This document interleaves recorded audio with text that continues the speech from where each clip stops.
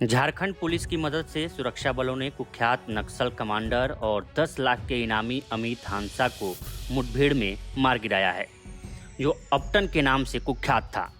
हांसा झारखंड के बोकारो का रहने वाला था। वह भाकपा माओवादी के पूर्व सिंहभूम और सारंडा क्षेत्र में सक्रिय जोनल कमांडर था। हांसा कई बड़े नक्सली हमलों का मास्टरमाइंड माना जाता था, जिसमें सुरक्षा बलों और नागरिकों पर हमले शामिल थे। वह लंबे समय से नक्सली गतिविधियों में संलिप्त था और संगठन में महत्वपूर्ण भूमिका निभा रहा था, जिसके कारण उसका नाम पुलिस की मोस्ट वांटेड सूची में था। चाईबासा के पुलिस अधीक्षक राकेश रंजन को सूचना मिली थी कि हांसा और उसके सहयोगी रेला पेराल जंगल में छिपे हुए हैं। इसके आधार पर सीआरपीएफ की कोबरा बटालियन और झारखंड पुलिस ने संयुक्त अभियान चलाया। मुठभेड़ के दौरान नक्सलियों ने सुरक्षा बलों पर गोलीबारी शुरू की, जिसका जवानों ने मुंहतोड़ जवाब दिया। इस गोलीबारी में अमित हांसा मारा गया। मुठभेड़ स्थल से उसका शव, एक सेल्फ लोडिंग राइफल और अन्य सामग्री बरामद की गई। अमित हांसा की मौत को नक्सली नेटवर्क के लिए बड़ा झटका माना जा रहा है, क्योंकि वह संगठन के लिए रणनीतिक और परिचालन स्तर पर महत्वपूर्ण था। कोल्हान के डीआईजी अनुरंजन किस्पोट्टा और झारखंड पुलिस के प्रवक्ता माइकल राज एस ने पुष्टि की कि हांसा का खात्मा नक्सलियों के मनोबल को तोड़ने में महत्वपूर्ण है। यह ऑपरेशन केंद्र और राज्य सरकार की उस रणनीति का हिस्सा है जिसका लक्ष्य 31 मार्च 2026 तक नक्सलवाद को पूरी तरह खत्म करना है। बता दें, झारखंड के पश्चिमी सिंहभूम, सरायकेला और चाईबासा जैसे जिले नक्सली गतिविधियों के लिए कुख्यात रहे हैं और अमित हांसा इन क्षेत्रों में सक्रिय था। हांसा कोल्हान क्षेत्र में नक्सली संगठन को मजबूत करने और नए कैडरों की भर्ती करने में शामिल था।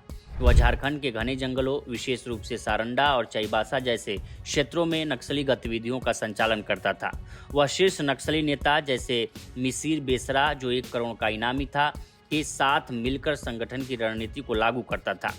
हाल के वर्षों में झारखंड पुलिस और केंद्रीय बलों ने नक्सल विरोधी अभियानों को तेज किया है, जिसके परिणाम स्वरूप कई बड़े नक्सली कमांडर या तो मारे गए या गिरफ्तार किए गए। इंडिया टुडे की रिपोर्ट के मुताबिक 2021 से 2025 तक झारखंड में 1490 नक्सली गिरफ्तार किए गए हैं। अमित हांसा जैसे बड़े नक्सली कमांडर के मारे जाने से भाकपा माओवादी संगठन की ताकत कमजोर होने की उम्मीद है। इससे पहले सुरक्षा बलों ने कुख्यात नक्सली मार्टिन किरकेट्टा को भी मार गिराया था। किरकेट्टा झारखंड के नक्सल प्रभावित क्षेत्रों में कुख्यात उग्रवादी के रूप में जाना जाता था। People's Liberation Front of India यानी कि पीएलएफआई का सुप्रीमो था। वह झारखंड के गुमला जिले का निवासी था और उस पर झारखंड पुलिस द्वारा 15 लाख रुपए का इनाम घोषित किया गया था। पीएलएफआई भाकपा माओवादी से अलग एक नक्सली संगठन है, जो झारखंड और पड़ोसी राज्यों में रंगदारी, हिंसा और उग्रवादी गतिविधियों के लिए कुख्यात है। पीएलएफआई के पूर्व सुप्रीमो दिनेश गोप, जो 25 लाख रुपए का इनामी है, की गिरफ्तारी के बाद मार्टिन ने संगठन की कमान संभाली थी। दिनेश गोप को एनआईए और झारखंड पुलिस ने नेपाल से गिरफ्तार किया था, जिसके बाद मार्टिन पीएलएफआई का मुख्य चेहरा बन गया। मार्टिन और दिनेश गोप ने एक ही स्कूल लापुंग रांची में पढ़ाई की थी और दोनों की संगठन में गहरी साझेदारी थी।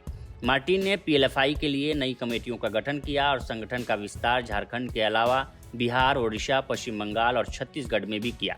मार्टिन किरकेट्टा कोयला व्यवसायियों, ठेकेदारों और अन्य कारोबारियों से रंगदारी वसूलने की गतिविधियों में प्रमुख रूप से शामिल था। वह गुमला, खूंटी, सिमडेगा, लोहरदगा और रांची जैसे जिलों में आतंक का पर्याय बन चुका था। उसके खिलाफ 100 से अधिक आपराधिक मामले दर्ज थे, जिनमें हत्या, लूट, पुलिस पर हमले और उग्रवादी गतिविधियां शामिल थीं। वह पिछले 2 दशकों से 70 से अधिक हिंसक और नक्सली वारदातों में वांटेड था। ऐसे में हांसा और किरकेट्टा की मौत से दोनों संगठनों की कमान कमजोर होगी और 31 मार्च 2026 तक देश से नक्सलवाद खत्म करने का लक्ष्य भी सरकार के लिए साकार होगा। तो फिलहाल इस रिपोर्ट में इतना ही। बाकी देश दुनिया की तमाम खबरों के लिए बने रहें लोकमत हिंदी के साथ। नमस्कार।